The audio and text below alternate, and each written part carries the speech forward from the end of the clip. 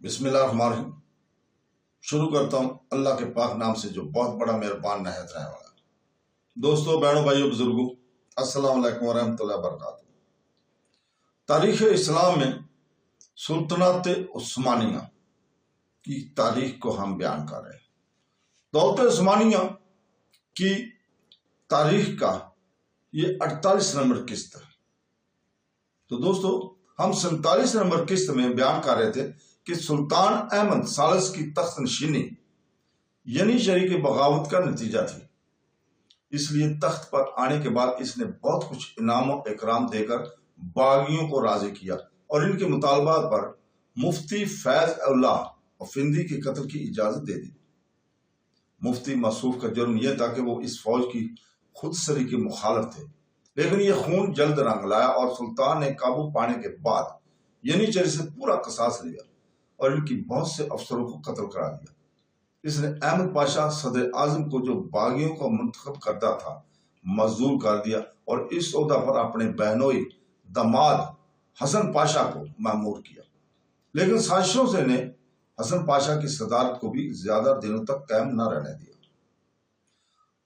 اور وہ بھی مزدور کر دیا گیا۔ اس کے بعد متحد اشخاص صدر اعظم کا مقرر ہوئے اور تھوڑے عرصے کے بعد علیحدہ کر دیے گئے۔ چنانچہ اس عہدہ عہد کے ابتدائی 15 سالوں میں 12 صدر اعظم یکے بعد دیگرے مقرر ہوئے۔ نتیجہ یہ ہوا کہ پیٹر اعظم کی خارجہ پالیسی کی طرف جیسی توجہ کرنی چاہیے تھی، دولت علیہ نے نہ کر سکی۔ روس کی طاقت بڑھتے ہی چلی گئی۔ اس دور میں سن 1700 عیسوی میں روس اور سلطنت عثمانیہ کے درمیان جو معاہدہ تھا پیٹراس پر دیانتداری کے ساتھ قائم نہ تھا۔ وہ اپنی مملکت کے جنوبی صوبوں میں جنگ کی تیاریاں کر رہا تھا۔ احمد ثالث نے تخت نشینی کے بعد پیٹر کواس کو اس امر کی شکایت لکھ کر بھیجی، لیکن سلطنت کے اندرونی اختلال کی وجہ سے جو ینیچری کی سرکشی کے باعث شروع میں پیدا ہو گیا تھا، وہ کسی جنگی مظاہرہ کے لیے تیار نہ تھا۔ روس بھی سویڈن سے قوت آزمائی کر رہا تھا اور دولت عثمانیہ سے کوئی نئی جنگ چھیڑ دینا اس کی مصلحت کے بھی خلاف تھا۔ چنانچہ 1705 میں دونوں سلطنتوں میں ایک جدید معاہدہ ہوا اور جنگ کچھ دنوں کے لیے پھر ملتوی ہو گئی۔ تاہم دولت علیہ روس کی نقل و حرکت سے غافل نہ تھی اور بحر اسود کے سال پر پیٹر جو نئے قلعے تعمیر کرا رہا تھا ان کو تشویش کی نگاہ سے دیکھ رہی تھی۔ پیٹر کی زیادہ تر توجہ فی الحال سویڈن کی جانب تھی، جس کا فرمانروا چارلس دوزم نہایت بہادری کے ساتھ روس کی پوری طاقت کا مقابلہ کر رہا تھا۔ ترکوں کو چارلس کے ساتھ بہت ہمدردی تھی، لیکن روس کے ساتھ جو معاہدہ ہو چکا تھا اس کی وجہ سے وہ چارلس کی مدد کرنے سے معذور تھے۔ 8 جولائی 1709 کو پلٹوا کے مقام پر چارلس کو سخت شکست ہوئی اور اس نے بھاگ کر سلطنت عثمانیہ کی حدود میں پناہ لے لی۔ سلطان احمد ثالث نے اس کا استقبال شاہانہ احترام کے ساتھ کیا، لیکن اس کی حمایت میں پیٹر سے جنگ شروع کر دینے پر تیار نہ ہوا۔ البتہ جب پیٹر نے یہ خواہش کی کہ چارلس کو پناہ نہ دی جائے تو سلطان نے صاف جواب دے دیا کہ آئین شرافت کی خلاف ورزی کا ممکن نہیں اور پیٹر کی دھمکیوں کی ذرا بھی پرواہ نہ کی۔ پلٹوا کے معرکہ کے بعد پیٹر لوینیا کو فتح کیا، جس سے بحر بالٹک میں داخل ہونے کی راہ کھل گئی۔ اس کے بعد وہ دولت علیہ کی طرف متوجہ ہوا اور بحر اسود میں دخل حاصل کرنے کے لیے کریمیا پر حملہ کی تیاری کرنے لگا۔ ازف کے قلعہ اور برازف کے شمالی مشرقی ساحل پر اس کا قبضہ پہلے ہی سے تھا۔ اس نے تغز ویگ اور دوسرے قلعوں کو جن سے کریمیا پر زد پڑ سکتی تھی مستحکم کر لیا۔ سلطان پیٹری کی ان جنگی تیاریوں کو دیکھ رہا تھا۔ دونوں سلطنت کے تعلقات چارلس کے قیام کی وجہ سے اور زیادہ کشیدہ ہو گئے تھے۔ وہ برابر سلطان کو روس سے جنگ کرنے کے لیے ابھارتا رہا تھا۔ سلطان پر ابتدا میں اس ترغیبوں کا اثر تو نہ ہوا، لیکن جب خان کریمیا نے آستانہ میں حاضر ہو کر ان تمام خطرات کو نہایت وضاحت کے ساتھ بیان کیا جو پیٹر کی تیاریوں نے پیدا کر رکھ دیے تھے، تو بالآخر مجبور ہو کر اس نے 28 نومبر سن 1710 کو روس سے جنگ کا اعلان کر دیا۔ 25 فروری 1711 کو پیٹر کی طرف سے بھی ماسکو کے سب سے بڑے کلیسا میں ترکوں کے خلاف جنگ کا اعلان کیا گیا۔ اس نے اس جنگ کو ایک مذہبی جنگ قرار دیا جس کا مقصد یورپ سے ترکوں کو نکال دینا تھا۔ روسی علم کی ایک جانب صلیب کی تصویر بنی ہوئی تھی، روسی جھنڈے کے ایک جانب صلیب کی تصویر بنی ہوئی تھی اور دوسری جانب یہ الفاظ لکھے ہوئے تھے، خدا اور مسیحیت کے لیے۔ مئی 1711 میں صدر اعظم بلط جی محمد پاشا عثمانی فوجوں کے ساتھ مولڈویا کی طرف روانہ ہوا، جس کا امیر دولت علیہ سے غداری کر کے پیٹر سے جا کر مل گیا تھا، اور پیٹر اس کی مدد سے بلکان کی سلانی قوموں کو سلطنت عثمانیہ کے خلاف ابھار رہا تھا۔ چنانچہ پیٹر بھی اپنی فوج لے کر مولڈویا میں داخل ہوا، اور روسی فوجوں کی تعداد عثمانی فوجوں کے مقابلے میں بہت کم تھی۔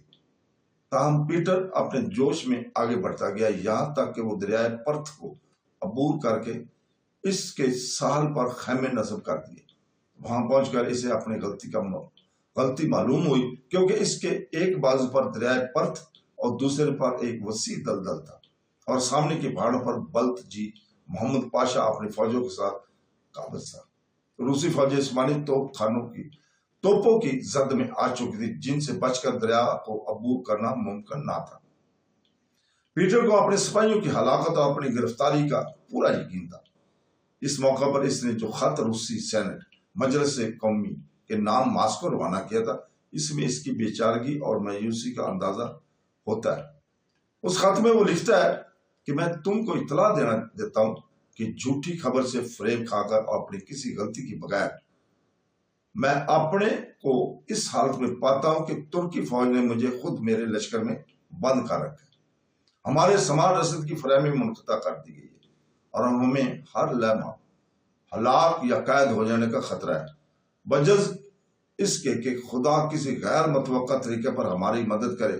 اگر میں ترکوں کے ہاتھ گرفتار ہو جاؤں تو پھر تم مجھے اپنا زار اور فرما روا سمجھنا، اور نہ میں میرے کسی حکم کی پرواہ نہ کرنا جو میری طرف سے تمہارے پاس پہنچایا جائے، خواہ تم میرے خط کو پہچان ہی کیوں نہ لو، بلکہ خود میری آمد کے منتظر رہنا۔ اگر میں ہلاک ہو جاؤں اور تمہیں میری وفات کی تصدیق شدہ اطلاع ملے تو اس وقت تم میرا جانشین اس شخص کو منتخب کر لینا جو تم میں سب سے زیادہ اہل ہو۔ پیٹر اور اس کی فوج کی حالت ایسی ہی تھی۔ روسی تمام تر ترکوں کے رحم و کرم پر اس وقت تھے، اگر ترک چاہتے تو انہیں قتل کر ڈالتے یا گرفتار کر لیتے۔ ایسے نازک وقت میں جب خود پیٹر کے ہاتھ پاؤں پھول گئے تھے اور وہ مایوس ہو کر اپنے خیمہ میں پڑا ہوا تھا، اس کی بیوی کیتھران نے کمال ذکاوت اور دانش مندی سے ایک ایسی راہ نکالی جس سے پیٹر اور اس کی فوج کو سلامتی کے ساتھ روس واپس چلے جانے کا موقع مل گیا۔ اس نے اپنے تمام زیورات، جو کچھ نقد لشکر میں جمع ہو سکا، سب اکٹھا کر کے صدر اعظم کے نائب کے پاس عثمانی لشکر میں بھیجا اور درخواست کی کہ صلح کی گفتگو کے لیے جنگ چند دنوں تک ملتوی کر دی جائے۔ نائب کی سفارش سے صدر اعظم بلط جی محمد پاشا اس گفتگو کے لیے راضی ہو گیا۔ پیٹر کے حریف چارلس دو دہن کا نمائندہ کانٹ پونیا ٹوسکی اور خان کریمیا عثمانی لشکر میں موجود تھے، اور دونوں نے ایسے نادر موقع پر جبکہ پیٹران کی مٹھی میں آ چکا تھا صلح کی نہایت شدید مخالفت کی، لیکن صدر اعظم نے ان کی مخالفت کے باوجود ایسے شرائط پر صلح کر لی جو اس کی دانست میں سلطنت عثمانی کے لیے نہایت مفید تھے۔ چنانچہ 21 جولائی 1711 کو صلح نامہ مرتب ہو گیا۔ صلح نامہ میں دفعات کو درج کرنے میں پہلے یہ الفاظ لکھا گیا کہ اللہ تعالیٰ کے فضل و کرم سے فتح مند اسلامی فوج نے زار روس کو اس کی تمام فوجوں کے ساتھ دریائے پرتھ کے قریب گھیر لیا ہے، اور زار روس نے صلح کی درخواست کی، اور اسی کی درخواست پر ہم اس میں دفعات مرتب اور منظوری کی جاتی ہے، جو کہ یہ درج تھے کہ زار روس نمبر 1 پہ زار روس نے قلعہ ازف اور اس کے ملحق علاقوں سے اپنا قبضہ اٹھا لینا منظور کیا، اور ان کی اسی حالت میں سلطنت عثمانی کے حوالے کر دینے کا وعدہ کیا، جس حالت میں اس نے ان پر قبضہ کیا تھا۔ نمبر 2، زار روس نے منظور کیا کہ اس کا نیا شہر تغز بیگ جو بحر ازف پر واقع تھا، نیز اس علاقے کے بعض دوسرے قلعے جو اس کی نے تعمیر کرائے تھے سب مسمار کر دیے جائیں اور پھر کبھی تعمیر نہ ہو۔ علاوہ بریں کمینسکی میں اس نے جو توپیں اور فوجی سامان اکٹھا کیے تھے وہ سب باب عالی کو دے دیے جائیں۔ نمبر 3، زار روس نے معاہدہ کیا کہ آئندہ وہ اہل پولینڈ اور ان قزاقوں کے معاملات میں جو پولینڈ یا خان کریمہ کے محکوم ہیں دخل نہ دے گا اور ان کے علاقوں سے روسی فوجیں ہٹا دے گا۔ نمبر 4 پہ چوتھی دفعہ جو تھی دفعات میں تجارت کو آزاد قرار دیا گیا، لیکن یہ شرط رکھی گئی کہ آئندہ کوئی روسی سفیر قسطنطنیہ میں مقیم نہ ہوگا۔ کریسی لکھتا ہے کہ اس شرط کی وجہ غالباً وہ سازش تھی جو روس یونانیوں اور دولت عثمانیہ کی دوسری عیسائی ریاست سے کرتا رہتا تھا۔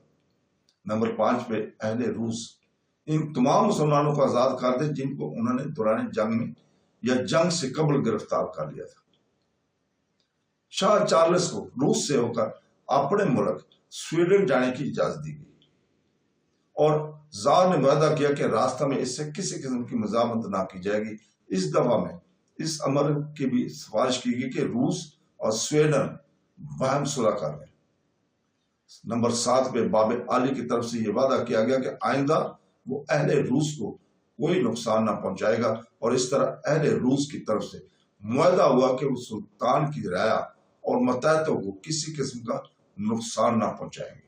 جب اس صلح نامے کی خبر قسطنطنیہ پہنچی اور معلوم ہوا کہ پیٹر اس طرح قبضہ میں آ کر صاف نکل گیا تو سلطان سخت برہم ہوا۔ بلتجی محمد پاشا کو واپسی پر صدارت کے عہدے سے علیحدہ کر دیا گیا۔ اس نے نائب عثمان اور رئیس افندی عمر کو جن کی متعلق خیال تھا کہ یہ صلح انہی کی کوشش سے عمل میں آئی ہے سلطان نے قتل کرا دیا اور اس نے صلح نامہ کو منظور کرنے سے بھی انکار کر دیا اور روس سے پھر جنگ کی تیاری شروع کر دی۔ لیکن بعض وزرائے سلطنت اور زیادہ تر سفیر برطانیہ سر سٹن کے مشورہ سے سلطان جنگ سے باز رہا اور 2 سال بعد زار روس کے ساتھ ایک دوسرا صلح نامہ مرتب کیا گیا جس میں بلتجی محمد پاشا کے صلح نامہ کی تمام دفعات شامل کر لی گئی۔ اکثر مورخین نے بلتجی کے صلح نامہ پر تبصرہ کرتے ہوئے اس پر بددیانتی کا الزام عائد کیا ہے اور یہ خیال ظاہر کیا ہے کہ اس نے کیتھران کی رشوت وصول کر کے دولت علیہ کے مفاد کو نظر انداز کر دیا اور زار روس اور اس کے پوری فوج پر قابو پا لینے کے بعد ان کو یوں ہاتھ سے نکل جانے دیا۔ لارڈ ایورسلے صدر اعظم کی مدافعت میں جو باتیں پیش کی ہیں ان سے یہ الزام دور ہو جاتا ہے کہ وہ لکھتا ہے کہ وہ یہ بات قیاس میں نہیں آتی کہ جو شخص صدارت عظمیٰ کی جلیل القدر عہدہ پر فائز ہو اور اسے دولت پیدا کرنے کے لیے بڑے سے بڑے مواقع حاصل ہوں وہ کیتھران کی پیش کردہ نہایت حقیر رقم کے لیے اپنی ذات اور اپنے ملک کو فروخت کر دینے پر آمادہ ہو گیا۔ یہ زیادہ ترین قیاس ہے کہ زرینیا نے وہ طویر صدر اعظم کے نائب کی خدمت میں بھیجے تاکہ وہ سفارش کر کے صلح کی گفتگو کی اجازت حاصل کر لے۔ بلتجی نے جن شرائط پر صلح کی ان سے بہتر شرائط اس کے خیال میں ممکن نہ تھی۔ یہ صحیح ہے کہ وہ زار روس اور اس کی فوج کو گرفتار اور ہلاک کر سکتا تھا لیکن اس نے روسیوں میں نہایت سخت اشتعال پیدا ہو جاتا اور وہ انتقام کے لیے کوئی دکھتا اٹھا نہ رکھتے۔ یہ بات قابل لحاظ ہے کہ سلطان نے عثمان اور رئیس افندی کو تو قتل کرا دیا لیکن بلتجی محمد پاشا کو جس کے دستخط سے صلح نامہ کا نفاذ ہوا تھا صرف معزول کر دیا۔ اس سے معلوم ہوتا ہے کہ سلطان نے بلتجی کو پہلے ہی سے صلح کے اختیارات دے رکھے تھے۔ بظاہر سلطان کا قصد علاقہ ازف سے آگے بڑھ کر سلطنت روس میں اپنے مقبوضات کا دائرہ بڑھانے کا نہ تھا، پھر جنگ کو جاری رکھنے میں ان سے بہتر کن شرائط پر صلح ہو سکتی تھی۔ تو بعض مورخین کا خیال ہے کہ بلتجی محمد پاشا نے جن شرائط پر صلح کی تھی وہ روس کے لیے اس درجہ باعث تنگ تھے کہ اس آر کو دور کرنے کے لیے روس کی طرف سے جنگ کا پھر چھڑ جانا لازمی اور ناگزیر تھا، لیکن خود پیٹر کا خیال اس سے مختلف تھا۔ رہائی کے بعد اس نے نئی جنگ کے لیے کوئی آمادگی ظاہر نہیں کی تھی، برخلاف اس کے معاہدہ پرت کے 2 سال بعد اس نے دولت عثمانیہ کے ساتھ ایک دوسرا معاہدہ بھی کیا جس کی دفعات روس کے لیے ویسی سخت تھی، اس لیے اپنے عہد کی بقیہ مدت میں کوئی معاہدہ شکنی نہ کی، بلکہ چند سالوں کے بعد سلطنت ایران کے بڑے حصے کی تقسیم کے لیے دولت علیہ کے ساتھ ایک نئے معاہدہ میں شریک ہو گیا تھا۔ تو دوستو اس کے ساتھ اجازت، اللہ حافظ۔